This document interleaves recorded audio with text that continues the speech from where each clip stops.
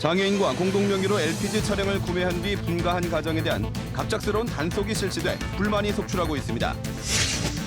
정부가 개성공단을 전면 중단한 지 넉 달 만에 공단에서 생산한 제품을 판매하는 대리점들이 폐업을 준비하고 있습니다. 합천 영상 테마파크에 우리나라 최초 극장인 단성사가 부활하는 등 다양한 콘텐츠가 개발돼 관광지로 인기를 끌고 있습니다. 사천시가 50억 원을 들여 조성한 해양 낚시공원에 위탁 운영과 직영을 두고 어촌계와 사천시가 대립하고 있습니다. 안녕하십니까? 이어서 경남 소식입니다. 장애인 가족들은 공동 명의로 LPG 차량을 구입하는 경우가 많은데요. 이 차량을 구입한 후 분가한 가정에 최근 수백만 원의 과태료가 부과되고 있습니다. 현행법 위반이라는 건데 사전 예고도 없이 갑작스러운 단속에 불만이 속출하고 있습니다. 보도에 이대환 기자입니다. 4년 전 아버지와 함께 장애인용 LPG 차량을 구매한 조현동 씨는 지난주 창원시로부터 황당한 통보를 받았습니다. 2년 전 결혼과 함께 아버지 집에서 분가해 나왔는데 이 점이 현행법에 어긋나 과태료 300만 원을 물어야 한다는 겁니다. 예, 2년이라는 시간이 지났는데 지금 와가지고 저한테 벌금 300만 원이라는 돈을 내라고 하니까 저 월급보다 많은 금액이고. 현행법상 장애인이 함께 사는 보호자와 함께 LPG 차량을 구매할 경우 5년 이내 주소지를 옮기면 안 되게 돼 있습니다. 조 씨처럼 부득이 주소를 옮겨야 할 경우 LPG 차량을 팔거나 개조하지 않으면 과태료를 내야 합니다. 비장애인 가족이 장애인 LPG 차량을 쓰지 못하도록 만든 규정이지만 지난 1999년 제정 이후 한 번도 단속이 이루어진 적이 없었습니다. 그러다 행정자치부가 전국 자치단체에 단속을 지시한 건 올해 초입니다. 창원에서만 650여 가구가 적발됐고 전국 3만여 가구로 추정되는 장애인 가구가 과태료를 낼 처지에 놓였습니다. 사전에 계고 기간을 거치지 않은 갑작스러운 단속에 민원이 속출하고 있습니다. 위반한 사항에 대해서는 저희가 부득이 과태료를 부과할 수밖에 없는 입장이고요. 감경 등의 방법으로 과태료를 경감받으실 수 있도록 검토. 이르면 다음 달부터 서울과 부산 등 대도시에서도 과태료 부과가 시작될 예정이어서 논란은 전국으로 확산할 것으로 보입니다. KBS 뉴스 이대환입니다. 6.15 남북 공동선언의 큰 결과물인 개성공단이 폐쇄된 지 넉 달째입니다. 개성공단에 입주한 중소기업의 판로였던 개성공단 상회는 이제 재고 처리마저 끝나면 완전히 문을 닫게 됩니다. 보도에 손은혁 기자입니다. 지난해 1월 전국에서 처음 문을 연 개성공단 제품 전용 판매점. 재고 처분을 하며 모든 상품을 할인하고 있습니다. 넉 달 전 정부가 개성공단을 전면 중단한 뒤 폐업을 준비하는 겁니다. 50%가 6천 원, 6천 원에 나가고 있어요. 그러면 정말 원가도 안 되는 가격이거든요. 이곳에서는 의류와 그릇, 식품까지 개성공단 업체 20곳의 상품이 판매됐습니다. 대부분 대기업에 납품되는 것들이어서 품질에 비해 가격이 싸 하루 평균 매출이 100만 원 이상이었지만 공급이 끊긴 상태. 계절이 바뀌어도 새 상품이 채워지지 못하면서 찾는 손님도 점차 줄고 있습니다. 개성공단이 없어진 것도 서운한데 그리고 또 지방으로 봐서는 이런 또 사업이 없어진다는 자체가 좀 서운하네요. 공단 상회 측은 초기 투자금 약 2억 원을 채 회수하지도 못했습니다. 공단 입주업체들과 달리 피해 지원도 정부에서 받지 못하고 있습니다. 개성공단 상회는 창원과 진주 등 전국의 6곳, 이미 폐업을 했거나 폐업할 처지입니다. 우리도 덕을 보고 있는 것들도 좀 말씀드리고 또 그걸 사람들이 이해를 하시고 대화를 같이 나눌 때는 그거 자체가 굉장히 좀 좋았던 시간들이고요. 개성공단 업체들의 새 판로로 주목받으며 전국 확장을 꾀하던 개성공단 상회가 꽃을 피워보기도 전에 시들게 됐습니다. KBS 뉴스 손원혁입니다. 검찰이 보좌진 월급을 빼돌려 불법 정치자금으로 사용한 혐의를 받고 있는 새누리당 이군현 의원의 지역 사무실을 압수수색했습니다. 서울 남부지검은 오늘 오전 이군현 의원의 통영과 고성 사무실에 수사관을 보내 동시 압수수색을 벌였습니다. 그러나 검찰은 보좌진 월급 등을 빼돌린 정황이 담긴 회계 장부는 확보하지 못하고 전반적인 사무실 운영과 관련한 서류를 일부 압수한 것으로 알려졌습니다. 경남 합천에는 우리나라의 근현대 모습을 재현한 영상 테마파크가 있습니다. 우리나라 최초 극장인 단성사가 부활하는 등 영화와 드라마 촬영에 이어 관광지로도 인기가 높습니다. 보도에 정유진 기자입니다. 연분홍빛 벽돌로 쌓은 3층짜리 건물. 한국 최초의 극장 단성사가 100여 년 전 모습 그대로 서 있습니다. 지난해 종로에서 철거된 단성사가 합천에서 부활한 겁니다. 학생들은 한국의 옛 모습을 구경하느라 시간 가는 줄 모릅니다. 사진 찍고 애들이랑 셀카도 찍고 드라마에서 보던 것도 다 있어서 신기하고 재밌었어요. 나들이를 나온 어르신들은 교복을 입어보며 감회해졌습니다.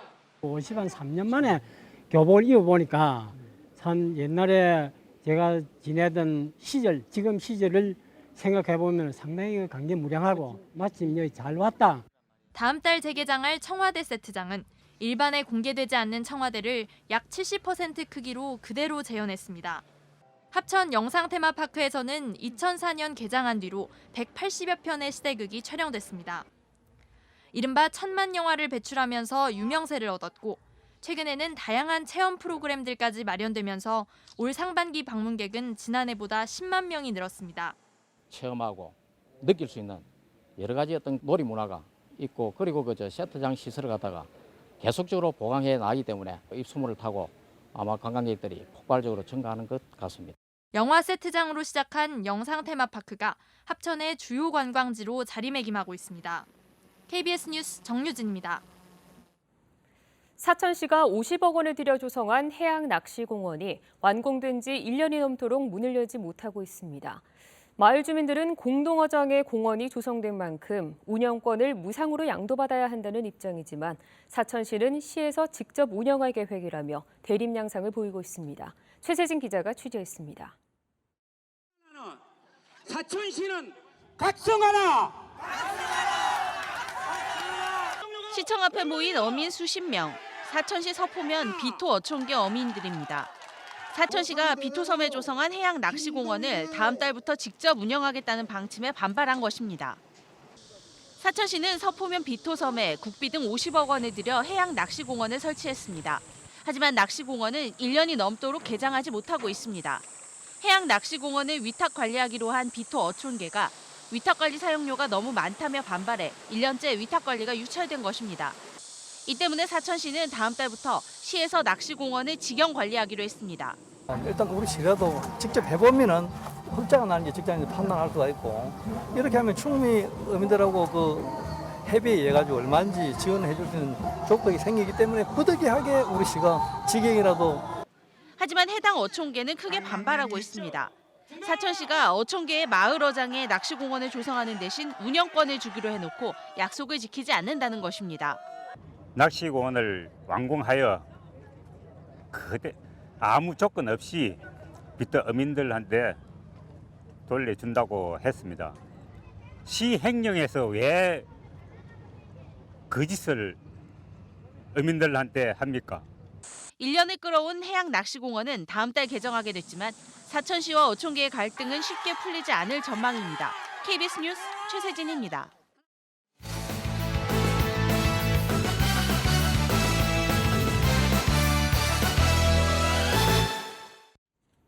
주요 단신입니다. 분식 회계로 지급된 대우조선해양의 임원 성과급을 환수해야 한다는 주장이 나왔습니다. 재윤경 더불어민주당 의원은 분식 회계로 과다 지급한 대우조선 임원 성과급 100억 원에 대해 산업은행이 전액 환수 조치할 것을 요구했습니다. 재윤경 의원은 분식 회계 등이 없었다면 2012년부터 2014년 회계년도에 성과급은 한 푼도 지급되지 않았을 것이라며 대우조선의 정정 공시로 당기 순손실이 확정된 만큼 지급된 돈은 전액 환수돼야 한다고 말했습니다.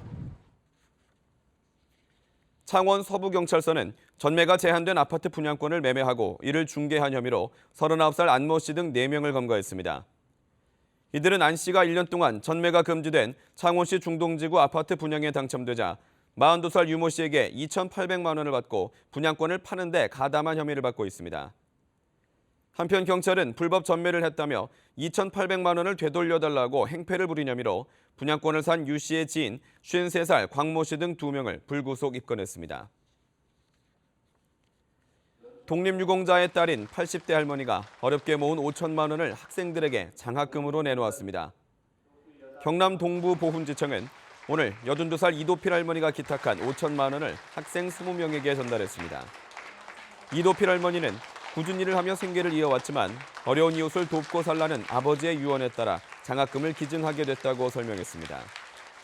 이도필 할머니의 부친은 밀양에서 독립만세운동을 주도한 독립유공자 고 이찰수 선생입니다. 창원지법 제1형사부는 조합원에게 금품을 건넨 혐의로 기소된 거창의 한 농협조합장인 47살 구모 씨에 대한 항소심에서 원심과 같은 벌금 400만 원을 선고했습니다. 재판부는 금품을 제공하는 것은 중대 범죄로 조합원에게 20만 원을 건넨 범행이 충분히 인정된다며 항소를 기각했습니다. 공공단체 위탁선거법에 따라 당선인이 벌금 100만 원 이상의 형을 받으면 당선이 무효가 됩니다. 경남에서 가장 비싼 땅이 창원시 마산하포구 창동에서 의창구 용호동으로 바뀌었습니다. 경남 지역 389만 3천 필지의 올해 1월 1일 기준 개별 공시지가를 보면 창원 의창구 정우상가터가 1제곱미터당 604만 8천 원으로 가장 비싼 것으로 나타났습니다.